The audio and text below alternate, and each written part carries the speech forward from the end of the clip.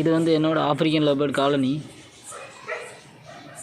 இதேமாரி இந்த இடத்துல இன்னொரு காலனி செட்டப்புக்கு ஒரு கேஜ் ஒன்று ரெடி பண்ண போகிறேன். அதுக்கு தான் இந்த வெல்டு மெஸ்லாம் வாங்கி வச்சுருக்கேன். கொஞ்சம் பழைய ரீப்பர் இதெல்லாம் இருந்துச்சு, அதை வச்சு தான் செய்ய போகிறோம். இந்த இதில் என்கிட்ட ஒரு 10 ஜோடி ஆஃப்ரிக்கனுக்கு செப்பரேட்டாக போடுறதுக்கு இடம் இல்லாமல் இருக்குது. அதுக்காக தான் இந்த காலனியை ரெடி பண்ணுறேன். இது வந்து நம்ம ஊர் பசங்க ஹெல்ப் பண்ணுறோன்னு வந்து நிற்கிறானுங்க. இப்போ அந்த ரீப்பர்லாம் அடிக்க ஆரம்பிச்சிட்டேன்.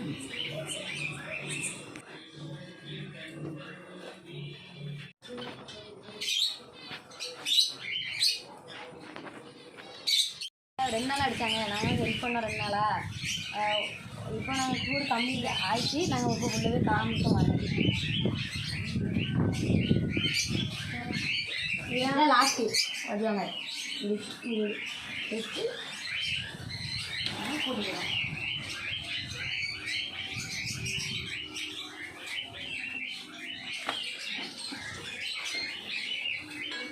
நாங்கள் ஹெல்ப் பண்ண கொண்டு உங்களுக்கு பிடிச்சிருக்கா?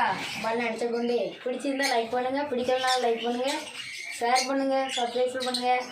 நாங்கள் ஆப்ரிக்கன் லவ்பேர்ட்ஸ் இந்த கூண்டில் போகிறோம். போட்ட பிறகு இன்னொரு வீடியோ நாங்கள் காமிக்கிறோம். நீங்கள் மறக்காமல் லைக் பண்ணிடுங்க.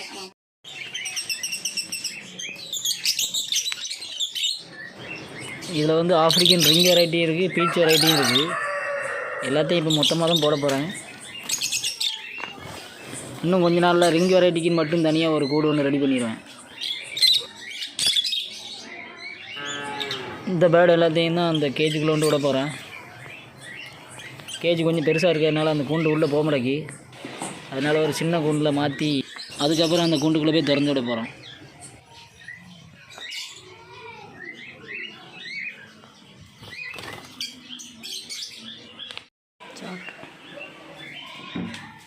இப்போ நம்ம புதுசாக அடித்த அந்த கூண்டுக்குள்ளே கொண்டு வந்தாச்சு.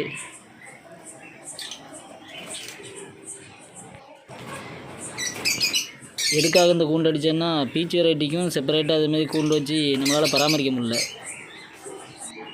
அது மட்டும் இல்லாமல் காலனியாக ஏற்கனவே நான் பீச் வெரைட்டிலாம் செட் பண்ணி வச்சுருக்கிறேன்.